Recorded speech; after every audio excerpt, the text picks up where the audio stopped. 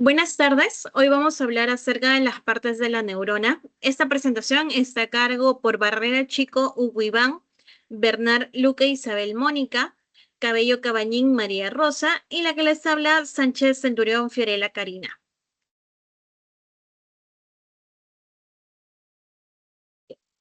¿Qué son las neuronas? Las neuronas son células que presentan la unidad fundamental del sistema nervioso. Transmiten información a través de mensajes que viajan rápidamente de un lugar a otro cuerpo. Estos mensajes viajan a través de impulsos químicos y eléctricos. Las dos funciones principales de la neurona son la excitabilidad y la conductividad. La neurona detecta estímulos como el calor, el dolor, el sonido, transforma la información en impulsos eléctricos, transmite a otras neuronas, músculos o glándulas y permite funciones como pensar, sentir, movernos, entre otros. Bien, vamos a hablar acerca de la morfología general de la neurona. El soma y el cuerpo, que es el núcleo y las dendritas. Aquí podemos ver el axón, la funda de mielina, y el botón de pie, que son más que nada las vesículas y las dendritas. Bien, ahora le doy pase a mi compañera Isabel.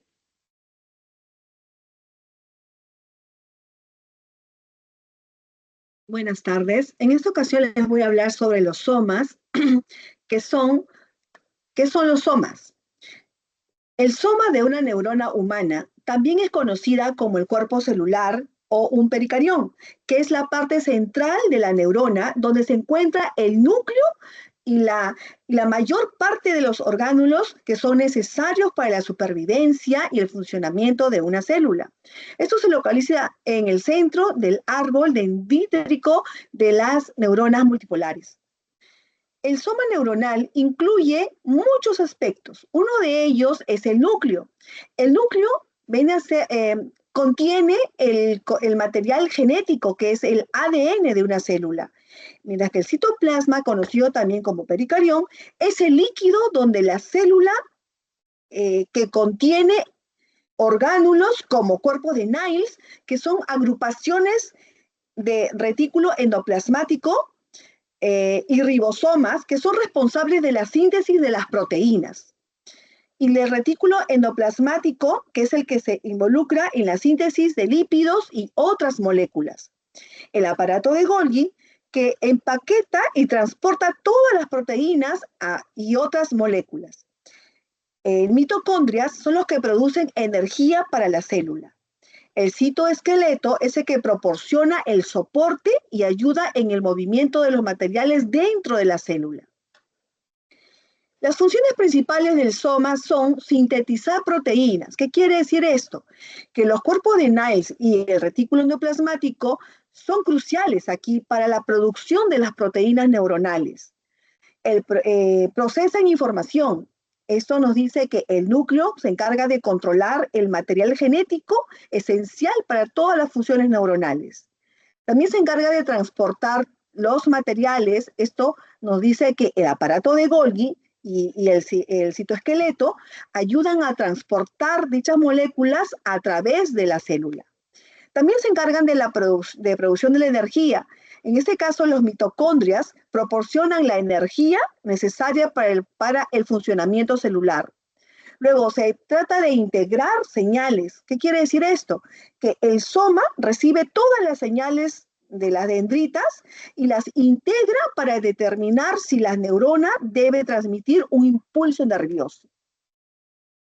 Ahora les voy a hablar sobre las dendritas neuronales. Las dendritas son prolongaciones ramificadas de las neuronas que reciben señales de otras neuronas, ¿no? Entonces las dendritas son esenciales como la comunicación neuronal, ¿no? Y regulan las funciones cognitivas, ¿no? Las funciones motoras y las sensoriales del organismo.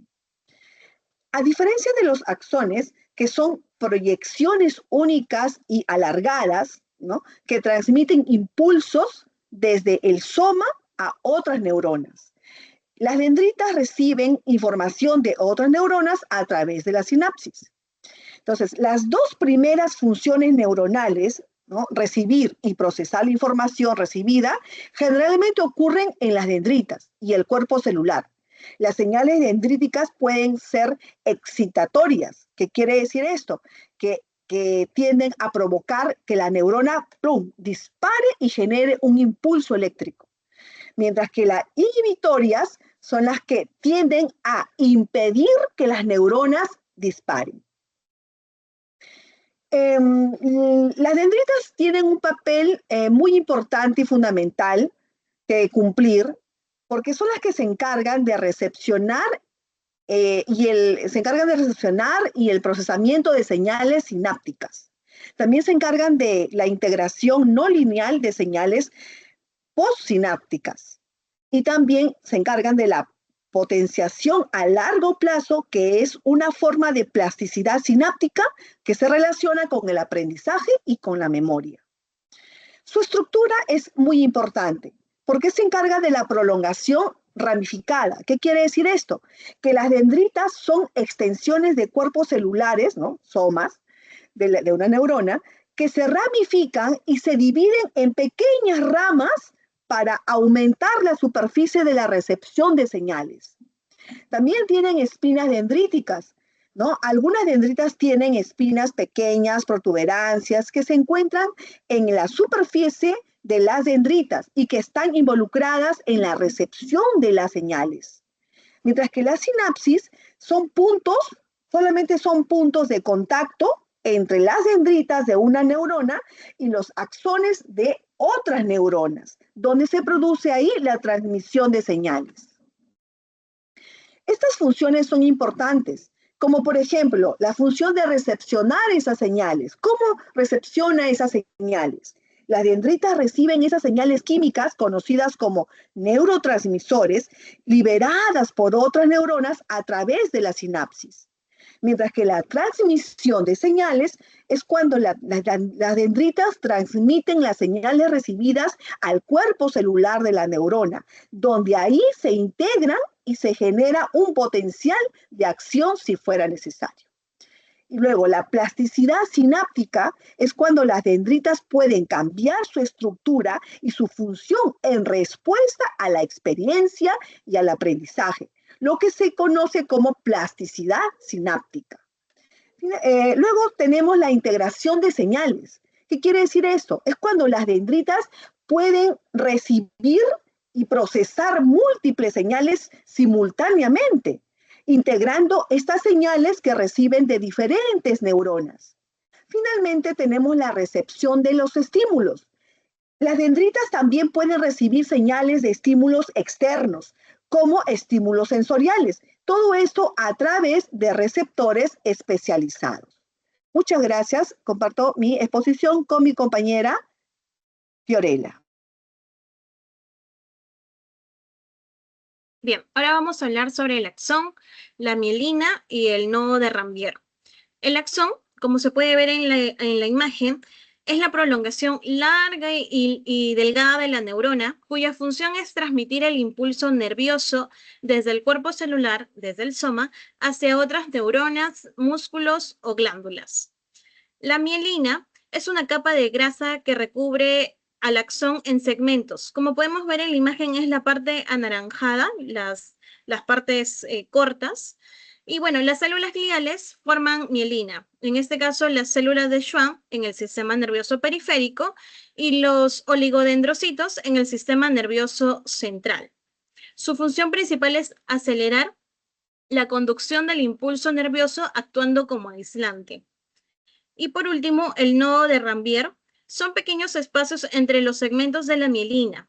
En estas zonas, el impulso salta de nodo en nodo mediante un proceso llamado conducción saltatoria, lo que aumenta la velocidad de la transmisión en el impulso.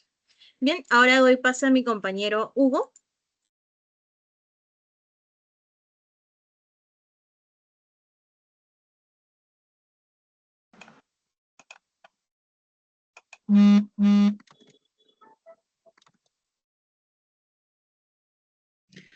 Bien, buenas tardes, les saluda el ponente Hugo Barrera, ¿no? Siguiendo el proceso de la neurona, la parte neuronal me toca la última parte, que viene a ser el telodendrón. El telodendrón es una ramificación extrema de los axones neuronales que conducen el impulso nervioso desde una neurona hacia la otra neurona, ¿no? Entonces, voy a explicar un poco brevemente lo que es esta comunicación entre una neurona y otra, ¿no? Pero antes de eso tengo que definir este tipo de comunicación. Esto se define, es la sinapsis, ¿no? Que viene a ser la comunicación entre dos neuronas, donde la neurona presináptica o la emisora eh, entrega comunicación, se comunica con la neurona posináptica o receptora, ¿no? Esta comunicación se realiza en el espacio sináptico o hendidura sináptica, ¿no? Ahora bien, para explicar un poco más detalles cómo se desarrolla este proceso, ¿no? Este proceso inicia, como bien dijeron mis compañeras anteriormente, en la dendrita, ¿no? Al inicio de una neurona. Específicamente, los neurotransmisores ingresan en el aparato de Golgi, donde son encapsuladas. Luego siguen su viaje por todo el axón, terminan por el terminal axón y continúan su viaje por la neurona, por este terminal, ¿no? Como pueden ver acá, ustedes ven los botones sinápticos, ¿no? Estos botones sinápticos llevan dentro de sí lo que viene a ser las vesículas sinápticas. Son las que contienen los neurotransmisores. Cuando pasan de una neurona hacia otra neurona, esos neurotransmisores se liberan de esa cápsula que en su momento se les dio el aparato de Golgi al principio, como le había indicado, ¿no? Este proceso se llama exocitosis, ¿no? Entonces, pasamos todo el proceso, esos neurotransmisores pasan a la otra neurona postsináptica, ¿no? Continuando con el tema de la sinapsis, así brevemente, la sinapsis tiene dos tipos, ¿no? Una que es la eléctrica, que tiene que tener un contacto físico. Eso se realiza básicamente en los invertebrados, en nuestra etapa fetal, y en la parte de adultez, en las situaciones de alerta, ¿no? Y en lo que es la sinapsis química, ¿no? Que viene a ser los neurotransmisores. Bien, les dejo con mi siguiente compañera. ¿Cómo están? Buenas tardes, soy la ponente Rosa Cabello. Voy a hablar sobre las neuroglías. Las neuroglías, conocidas también como células gliales, son un sistema de soporte de las neuronas y su función principal es la de protección, soporte y nutrición de estas neuronas. Su presencia es fundamental en este sistema ya que van a hacer que las neuronas trabajen de manera óptima, asegurando su supervivencia, y esto es muy importante ya que, como bien sabemos, las neuronas no pueden ser reemplazadas. Estas células neurogliales se encuentran dentro del sistema nervioso central y dentro del sistema nervioso periférico. En el sistema nervioso central tenemos, por ejemplo, los astrocitos, que como pueden ver tiene una forma estrellada. Son las más abundantes en este sistema y tienen numerosas prolongaciones. Algunas de estas prolongaciones tienen contacto con los vasos sanguíneos, por lo que se presume de que son las que nutren a las neuronas. Y algunas de ellas envuelven al soma y a las dendritas, dándoles como un soporte y ayudando a que las células puedan aislarse, ¿no? Después tenemos los oligodendrocitos. Estas son más pequeñas y tienen menos prolongaciones que los astrocitos, y su principal función es la de mielinizar. Como pueden ver, sus ramificaciones se extienden hacia los axones, formando las vainas de mielina. Las vainas de mielina están conformadas mayormente en un 80% por lípidos, lo que le da al axón la velocidad para poder transmitir los impulsos nerviosos, ¿no? Y como podemos observar también en la figura, estas vainas, hay partes donde están expuestas, queda libre el axón. Esa es los llamados nódulos de Rampier, que son las que también tienen un papel principal con la conducción saltatoria, como lo explicó mi compañera, permitiendo que los impulsos nerviosos sean más rápidos, ¿no? Y por último tenemos las microglías. Estas son pequeñas células que se mueven entre las neuronas y otras neuroglías y presentan aproximadamente el 10% de las células del cerebro. Es como el sistema inmunológico del sistema nervioso central. Son esenciales para defender al cerebro, ya que eliminan desechos celulares, protegen contra las infecciones y participan en la reparación de los tejidos dañados. En situaciones normales, estas microglías son pocas, pero cuando se produce una lesión o inflamación dentro del tejido nervioso, estas células se activan, proliferan y migran a la zona dañada, donde fagocitan los restos celulares, desechos de tejidos e incluso patógenos. Y finalmente, en las células gliales del sistema nervioso periférico, tenemos la llamada célula de Schwann. Esta célula tiene como principal función la función que tiene el oligodendrocito en el sistema nervioso central, que es la producción de mielina.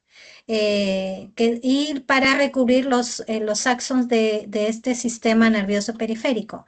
Pero, ¿qué es la diferencia del oligodendrocito? La diferencia es que hay una sola célula por cada vaina de mielina y solamente pueden producir la mielina para esa única vaina, ¿no? A comparación de los oligodendrocitos que al distribuirse sus ramificaciones entre varios axones puede mielinizar varios axones a la vez. También ayuda a la regeneración de los nervios periféricos después de una lesión, guiando el crecimiento de los axones que han sido dañados. Y ahora terminamos de hablar de las células gliales, ahora vamos a hablar de las neuronas, cómo se clasifican de acuerdo a sus funciones. Tenemos, por ejemplo, la célula motoneurona o célula eferente. Esta célula parte del sistema nervioso central y se ramifica a todo el cuerpo. Son las que envían señal del sistema nervioso central a la periferia del cuerpo. Después tenemos la neurona sensitiva o aferente. Esta es lo contrario, envía los impulsos nerviosos o la información de nuestros sentidos o nuestra periferia o del entorno hacia el sistema nervioso central para que ésta pueda ser procesada. Y finalmente tenemos la célula, la neurona como bien dice, interneurona. Es la que comunica a una célula motora o a una neurona motora con una neurona sensitiva para que fluya más rápido la información, ¿no? Como podemos ver, estas células trabajan de manera muy coordinada y muy armoniosa para que nuestro cuerpo pueda actuar, para que pueda desplazarse, para que pueda tener reacciones rápidas a nuestro entorno y son muy, muy bien coordinadas.